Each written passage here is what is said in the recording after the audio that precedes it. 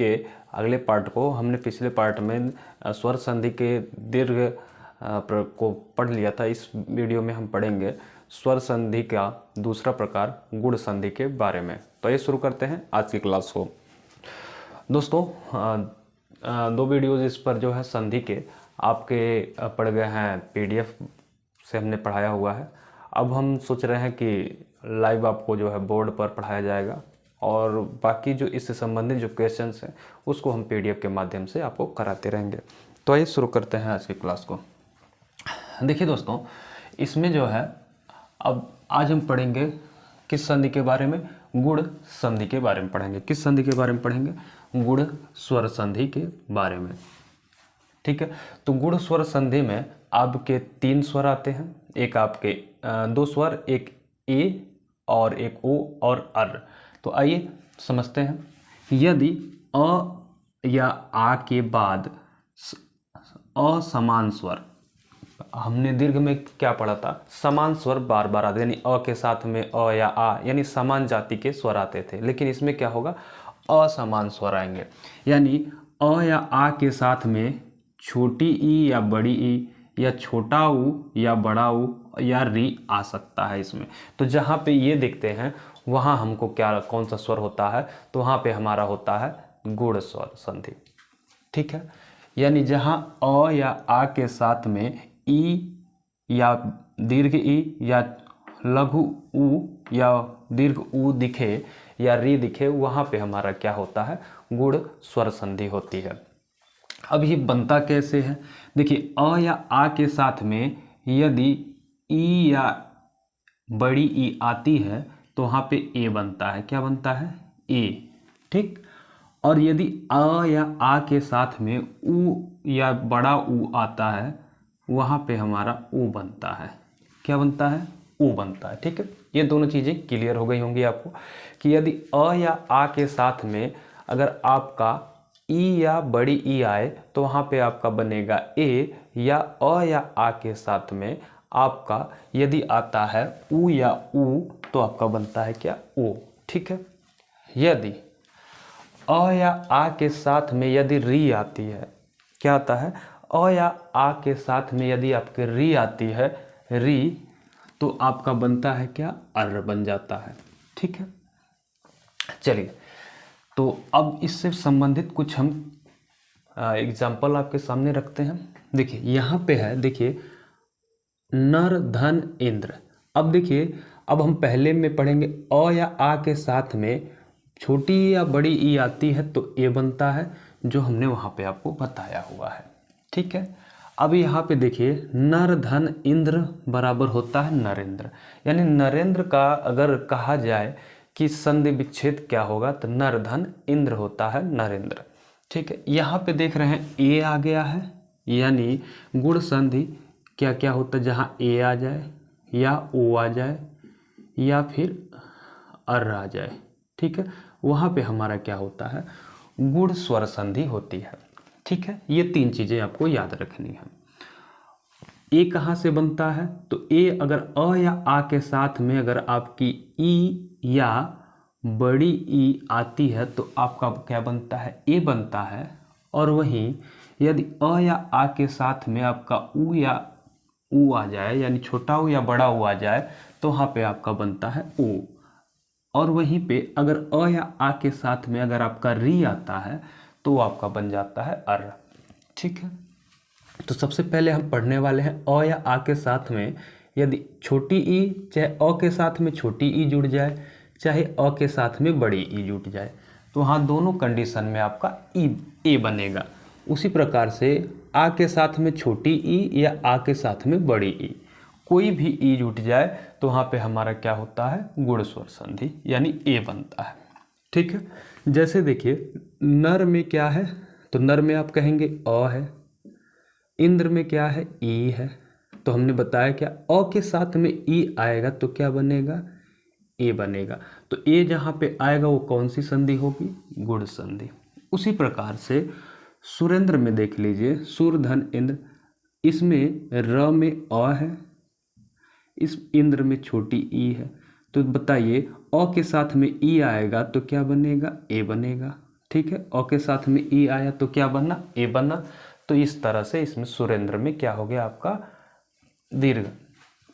गुण स्वर संधि। उसी प्रकार से नर में अ है, र में अ है, यहाँ पे ई है।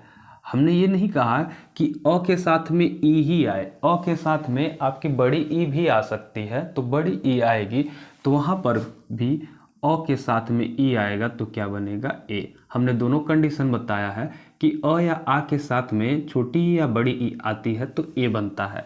तो जहाँ पे ए दिखेगा वो हमारी क्या होगी, गुण स्वर संधि होगी। ठीक है, तो नर धन ईस क्या हो गया, नरेश हो गया। अब आइए आगे चलते हैं।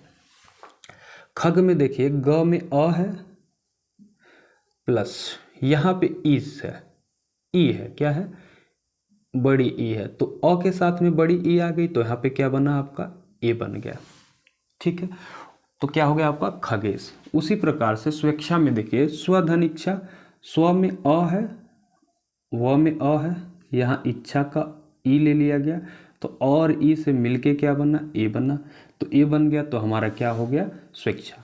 उसी प्रकार से प्राणेश्वर में देख लीजिए, प्राण में इस ण में अ छिपा हुआ है और इसका ई, ठीक है, इसका बड़ी ई, तो अ के साथ में बड़ी ई आएगी तब भी क्या बनेगा, ए बनेगा।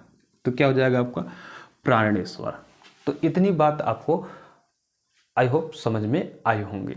चलिए आगे की ओर बढ़ते हैं। जब अ या आ के साथ में, यानी अ के साथ में छोटा हुआ है या ओ के साथ में बड़ा हुआ है तो इस कंडीशन में ओ बनता है। उसी प्रकार से आ के साथ में चाहे छोटा हुआ है चाहे बड़ा हुआ है तब भी आपका क्या बनेगा, ओ बनेगा। आइए इस कंडीशन में देखते हैं। यहाँ देखिए पर धन उपकार यानी परोपकार, तो पर में र में अ है और उपकार में ऊ है, तो इन दोनों को अगर मिला दिया जाए तो ऊ और अ मिलके या अ ऊ मिलके क्या बन जाएंगे, ओ बन जाएंगे। ठीक है, उसी प्रकार से सर्व व में अ है और इसमें ऊ है, अ और ऊ मिलके क्या बनेंगे, तो अ और ऊ मिलकर के आप कहेंगे क्या बनेंगे, तो आप कहोगे ओ बनेगा। क्या बनेगा, ओ बनेगा। इन दोनों को मिला करके ओ बनेगा। तो जहाँ पे ओ होगा वो हमारी क्या होगी, दीर्घ स्वर गुण स्वर संधि होगी। उसी प्रकार से सर्वोदय हो गया। अब महोदय में देख लीजिए, यहाँ पे महा धन उदय है तो महा में आ है, हा में आ है प्लस उदय में ऊ है, तो आ और ऊ मिलकर के भी क्या बनाएंगे, आपका ऊ बनाएंगे। यानी अ या आ के साथ में यदि ऊ आ जाता है तो आपका वहाँ पे क्या हो जाता है, उसका ओ हो जाता है। ठीक है, तो वो आपका क्या हो जाता है, दीर्घ के साथ में, यानी दीर्घ आ और लघु ऊ के बारे में जब ये दोनों आ जाते हैं तो यहाँ पे आपका ओ हो जाता है। ठीक है, यानी महोदय। बात समझ गए। अब यहाँ पे समझिए वार्षिक उत्सव में देख लीजिए, वार्षिक क में अ है, उत्सव में ऊ है, ये दोनों मिलकर के आपको क्या बनाएंगे, ओ बनाएंगे। क्या बनाएंगे, ओ बनाएंगे। तो जहाँ ओ बनेगा आपका क्या होगा, गुण स्वर संधि। उसी प्रकार महोत्सुक में देख लीजिए, यहाँ देखिए महा में आ है, हा में आ है, यहाँ ऊ है, तो मिल करके आ के साथ में ऊ आए चाहे अ के साथ में ऊ आए तब भी आपका ओ बनता है। वैसे ही यमुना में ना में आ है और यहाँ पे बड़ी उर्मी में बड़ा ऊ है तब भी आपका इन दोनों को मिला के क्या बनता है, ओ बनता है। तो क्या हो गया, यमुनोर्मी। ठीक है, तो इस तरह से आपके ये होते हैं दीर्घ स्वर मिला करके और हर्ष स्वर मिला करके आपके बनते हैं क्या, गुण स्वर संधि। एक बार इसको डिटेल में, चलिए यहाँ पे कंफ्यूजन आपको दूर करने के लिए ये देख लीजिए, यहाँ पे किनारे हम लिख देते हैं। यदि अ या आ के साथ में क्या आ जाए, इसमें अगर ई या बड़ी ई जुटती है तो आपका क्या होता है, आपका होता है ए। क्या हो जाता है, एड़ी वाला ए हो जाता है।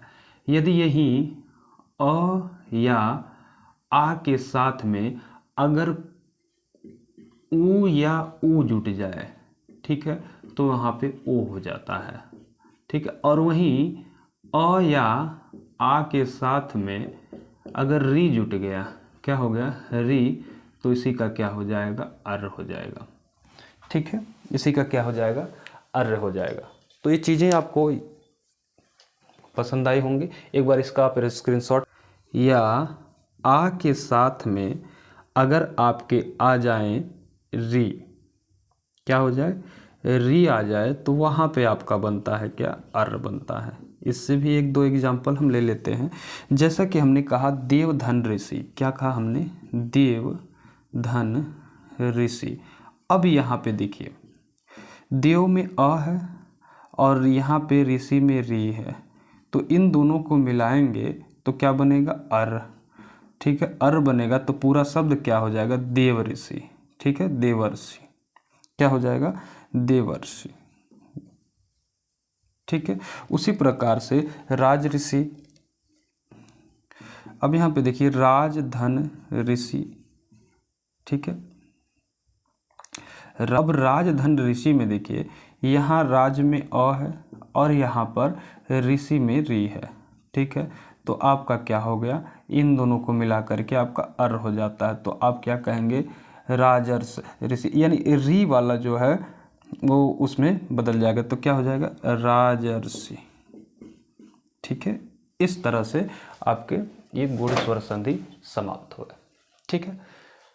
तो आई होप आपको वीडियो पसंद आया होगा। तो दोस्तों चैनल को लाइक और सब्सक्राइब कर दीजिए। मिलते हैं आपसे हम नेक्स्ट पार्ट में। ये हमने पढ़ लिया दीर्घ और गुण पढ़ लिया, अगले पार्ट में हम पढ़ेंगे वृद्ध स्वर संधि के बारे में।